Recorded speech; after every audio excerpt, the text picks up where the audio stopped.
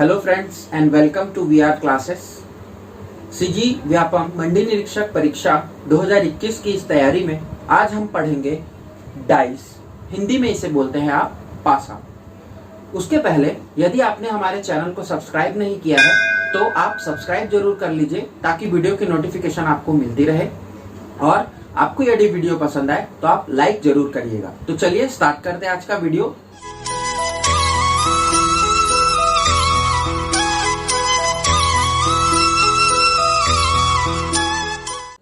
सबसे पहले आप सभी को ये पता होना चाहिए कि पासे क्या होते हैं। तो आप सभी ने बचपन में लूडो खेला होगा, सांप सीढ़ी भी खेली होगी। वहां पर आपको जो पासे दिए जाते थे, जो क्यूब्स आप बोलते थे, उसे ही पासा कहा जाता है। पासा जो होता है वह दो प्रकार का होता है। पहला हम बोलते हैं स्टैंडर्ड डाइस, जिसे हिंदी में कहा जाता है मानक पासा।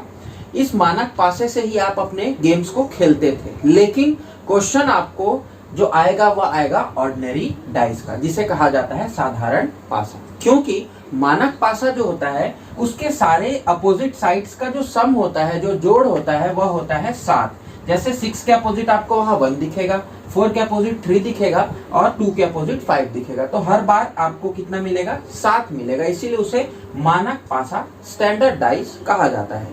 लेकिन हमें जो क्वेश्चन आते हैं एग्जाम में वो आते हैं आपके ऑर्डिनरी डाइस से। तो ऑर्डिनरी डाइस क्या होता है? ऑर्डिनरी डाइस के जो अपोजिट फेजेस होते हैं उनका जो जोड़ होता है, उनका जो योग होता है वह 7 नहीं होता। लेकिन आपको कुछ ऐसे सिंबल्स भी दिख सकते हैं, वहां पर आपको नंबर्स भी दिख सकते हैं, आपको लेटर्स भी दिख सकते हैं, और कुछ भी और भी डिजाइन्स आपको दिख सकते हैं। अब देखते हैं हम दूसरा एक और प्रकार होता है। एक होता है आपका ओपन डाइस, जिसे आप खुला पासा बोलते हैं। दूसरा होता है क्लोज्ड डाइस, जो आप बंद पासा बोलते हैं। तो चाहे कोई सा भी पासा हो, हमेशा आपको याद रखना है कि आपको 6 सरफेस दिखेंगे। 1 2 3 4 5 6 6 सरफेस होंगे, 6 सतह दिखेगी। यहाँ पर भी आप काउंट करिए 1 2 3, 3 के पीछे होगा 4, 2 के पीछे होगा 5 और 1 के नीचे होगा 6। तो ये 6 सरफेस आपको हर पासे में दिखेंगे, चाहे वह ओपन डाइस हो, खुला पासा हो या बंद पासा। अब हम बात करेंगे पासे के क्वेश्चंस को सॉल्व कैसे किया जाए। तो पासे के क्वेश्चन को फ्रेंड्स बहुत इजी है। मैं आपको केवल 4 रूल्स बताऊंगा और सारे क्वेश्चन आप बना लेंगे। तो हम चलते हैं रूल नंबर 1 में। रूल नंबर 1 ये कहता है कि यदि आपको ऐसे 2 स्टैंडर्ड डाइस दिए हो, जो आपके क्वेश्चन में दिए हो, स्टैंडर्ड क्वेश्चन में बोलूंगा, तो ऐसे क्वेश्चंस में आपको ढूंढना है कि आपको कौन सा एक साइड कॉमन दिया हुआ है, या फिर सबसे पहले आप ढूंढिए कि 2 साइड कौन सा कॉमन है, या फिर ऐसे कॉम्बिनेशन ढूंढिए जिसमें कोई भी साइड कॉमन नहीं है। तो हम जो पहला रूल देखने वाले हैं उसमें आप देख रहे होंगे पहले पासे में लिखा हुआ है 1 2 3, दूसरे में लिखा हुआ है 4 5 6। तो ये मेरा पहला केस है, रूल नंबर 1 है। रूल नंबर 1 ये बोलता है कि इसमें कोई भी साइड कॉमन नहीं है, क्योंकि यहाँ 1 2 3 और वहां 4 5 6। तो ऐसे यदि आपको पासे दिए जाते हैं तो वहां पर सीधा सा रूल है कि आप अपोजिट साइड्स वाले को क्या कर दीजिए? अपोजिट में रख दीजिए। इसका मतलब ये होगा कि 2 के अपोजिट क्या हो जाएगा? 5 हो जाएगा। 1 के अपोजिट लेफ्ट वाले में 4 है तो 1 के अपोजिट हो जाएगा 4, और 3 के अपोजिट राइट में 6 है तो 3 के अपोजिट हो जाएगा 6। आई थिंक ये रूल आपको क्लियर है। सेकेंड रूल में आते हैं। यहाँ पर कोई भी साइड्स आपस में कॉमन नहीं थे, लेकिन आप सेकेंड वाले पासों को देखिए। यहाँ पर आपको दिखेगा 1 2 3 और यहाँ दिखेगा 3 2 5। आपने गौर किया होगा ये 2 नंबर 2 3 और यहाँ भी 2 3 कॉमन है। तो यहाँ आपको 2 फेसेस कॉमन दिखेंगे। तो यदि ऐसा क्वेश्चन, ऐसा रूल्स आपको वहां अप्लाई करना है, तब आप क्या बोलेंगे? तब आप बोलेंगे कि ये जो थर्ड साइड होगी, मतलब यहाँ पर हो जाएगा 1 और यहाँ हो जाएगा 5, तो यहाँ पर क्या चला जाएगा? 1 के अपोजिट में 5 चला जाएगा। लेकिन यहाँ पर आप ध्यान दीजिए कि अब आपको क्वेश्चन ये भी पूछ सकता है कि 2 के अपोजिट क्या होगा और 3 के अपोजिट क्या होगा। तो यहाँ याद रखिएगा आप सभी दोस्तों कि यहाँ पर कभी भी 2 और 3 आपस में तो अपोजिट होंगे नहीं। इसके अलावा 2 के साथ जो एडजेसेंट 1 रखा हुआ है, यहाँ 2 के साथ जो एडजेसेंट 5 रखा हुआ है, वो भी उसके अपोजिट में नहीं जाएगा। तो हमारे पास 2 ही नंबर्स बच जाते हैं। नंबर है 6 या 4। तो 2 के अपोजिट या तो 6 होगा या तो 4 होगा। अब 3 की बात कर ले तो 3 के अपोजिट यहाँ 5 और 2 है, यहाँ 3 के अपोजिट 1 और 2 है। अगेन क्या बच गया 4 और 6। तो यदि 2 के अपोजिट यहाँ 6 हुआ तो यहाँ 3 के अपोजिट 4 चला जाएगा एंड वाइस वर्सा। यहाँ पर आपको ध्यान रखना है कि ये वाले रूल्स में आप यहाँ प्रिडिक्शन नहीं कर सकते। उसके लिए आपको फिर थर्ड स्टैंडर्ड डाइस या थर्ड आपको रूल्स में जाना पड़ेगा और भी फिगर्स आपको देने पड़ेंगे। थर्ड रूल है और ये सबसे इंपॉर्टेंट है और ये सबसे मेरा फेवरेट भी है, क्योंकि यहाँ पर आपको क्या दिखता है, यहाँ पर आपको केवल एक जो फेस है वो कॉमन दिखता है। जैसे 1 2 3 3 4 6, तो यहाँ देखिए आप 3 जो है ये कॉमन फेस है। अब इसी से ही आपके सारे क्वेश्चंस बन जाएंगे। जब भी आपको क्वेश्चन अप्लाई करना हो, आप कोई भी ऐसे 2 पासों को चुनिए जहां पर उनके एक एक फेस क्या हो, कॉमन हो। अब यहाँ पर क्या करना है, तो यहाँ पर आप देखिए, आप चलिए सुई की दिशा में या घड़ी की दिशा में, घड़ी की सुई की दिशा में मैं कहूंगा क्लॉकवाइज आपको चलना है। तो यहाँ देखिए, अगर हम इसको क्लॉकवाइज चलाएं तो जिस भी साइड का कॉमन होगा वहीं से क्लॉकवाइज लेना है। अब देखिए यहाँ 3 से चले, 3 के बाद क्या आ गया मेरा 1 आ गया, 1 के बाद क्या आ गया 2 आ गया। तो ऐसे आप लिख लीजिए। दूसरे डाइस में हम चलेंगे, 3 के बाद 6 है, 6 के बाद 4 है, तो 3 के बाद चला गया 6, 6 के बाद चला गया 4। अब आप कॉमन साइड्स को छोड़ दीजिए क्योंकि ये तो आपस में आमने सामने होंगे नहीं। अब आप पेयर बना लीजिए। तो मेरे को क्या मिला, मेरे को ये मिला कि 1 के अपोजिट में क्या होगा 6 होगा, 2 के अपोजिट में क्या होगा 4 होगा, और जो बचा क्या नंबर 5, ये किसके अपोजिट चला जाएगा 3 के अपोजिट चला जाएगा। आई थिंक ये रूल भी आपको क्लियर है, मोस्ट इंपॉर्टेंट, और इसी से ही सारे आपके क्वेश्चंस बन जाएंगे। अब हम बात करें ओपन डाइस की। तो यहाँ देखिए, आपको ओपन डाइस के जो 2 केसेस, ये जो हमने देखा था उसके 2 केसेस मैंने लिखे हुए हैं।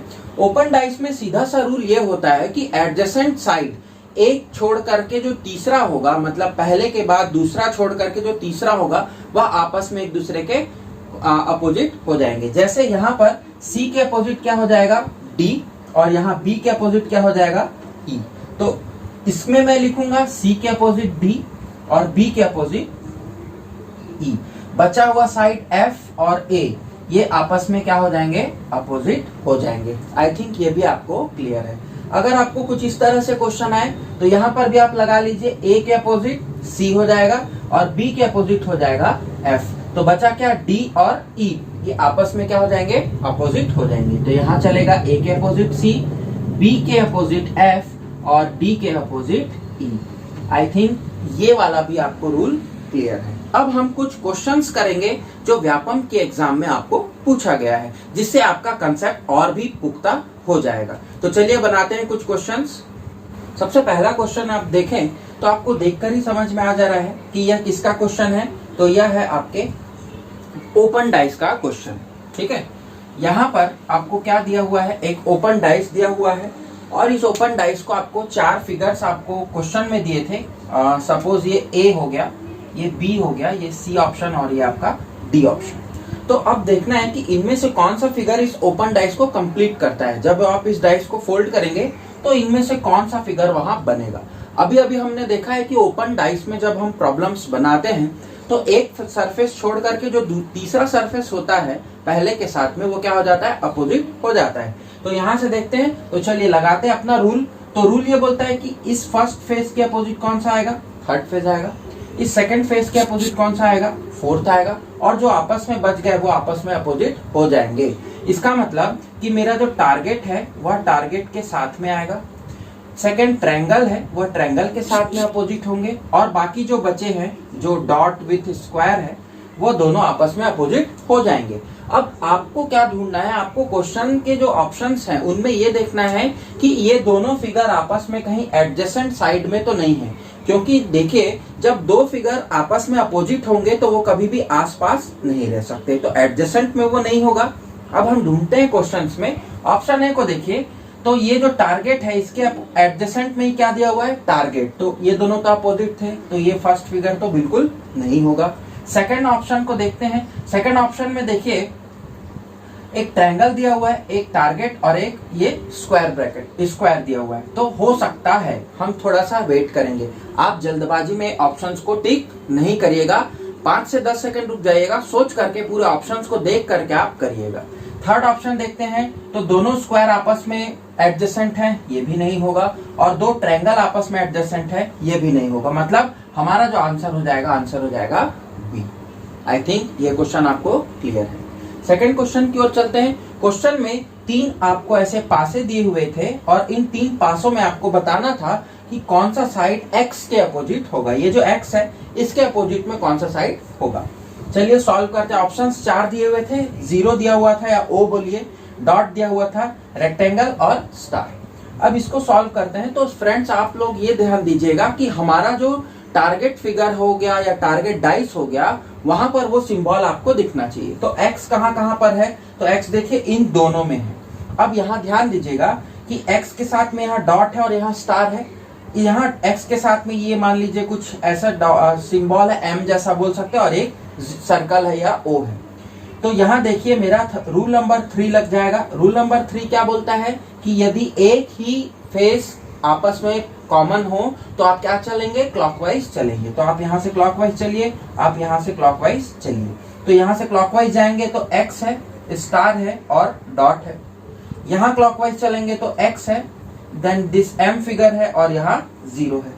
अब आपको ध्यान में रखना है कि स्टार के साथ क्या आ गया, एडजेसेंट में m आ गया, डॉट के साथ क्या आ गया, o आ गया या 0 आ गया। तो x के साथ बचा क्या, बचा आपका ये स्क्वायर बोल दीजिए या इसको जो भी बोलना है, क्वाड्रिलेटरल।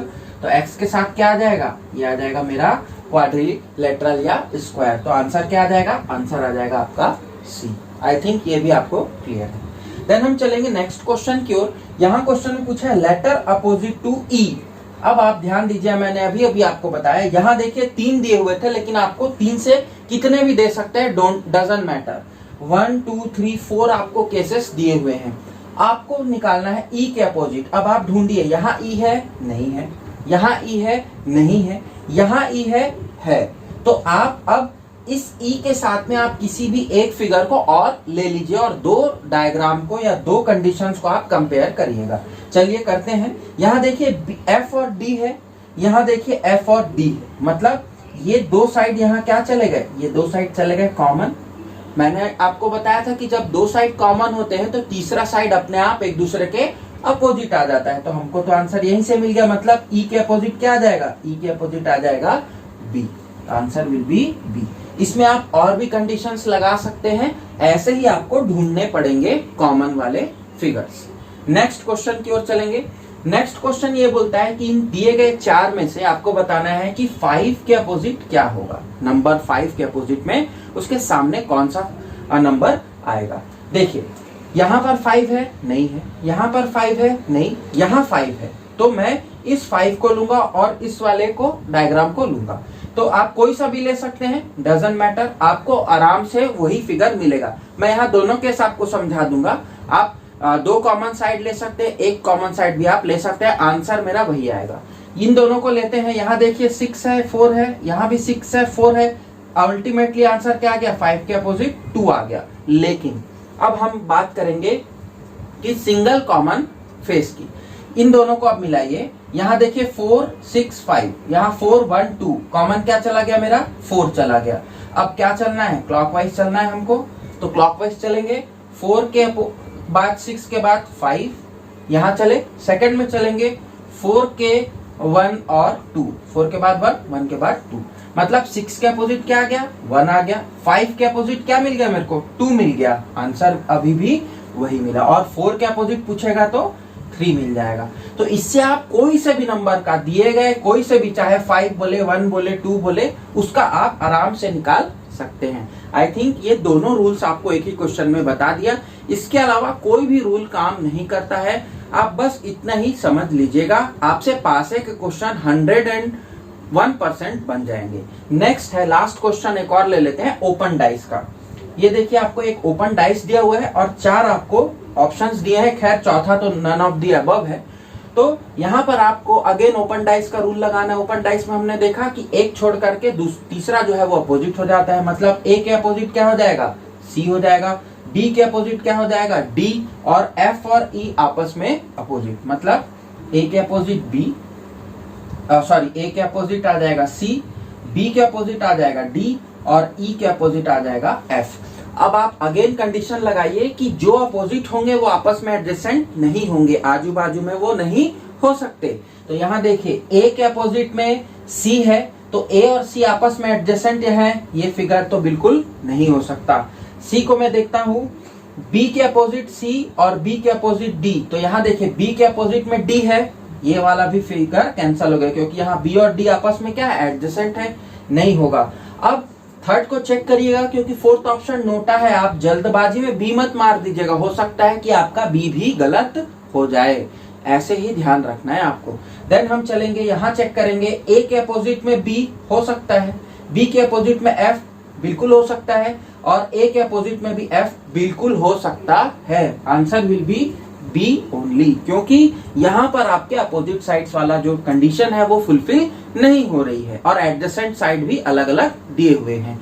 तो आई थिंक कि डाइस से आपको कोई से भी क्वेश्चन आएंगे, अब आप में कॉन्फिडेंस आ गया होगा और आप इसे आराम से बना लेंगे। यदि आपको कोई और क्वेश्चन फिगर मिलते हैं और यदि आपको किसी क्वेश्चन में डाउट होता है पासे से रिलेटेड, तो आप कमेंट सेक्शन में जरूर उस क्वेश्चन को पोस्ट करिएगा। क्वेश्चन पोस्ट करने का एक और ऑप्शन है, आप हमारे टेलीग्राम ग्रुप से जुड़ जाइए, वहां पर हम आपको इस क्वेश्चन के सॉल्यूशन करके दे दिया जाएगा।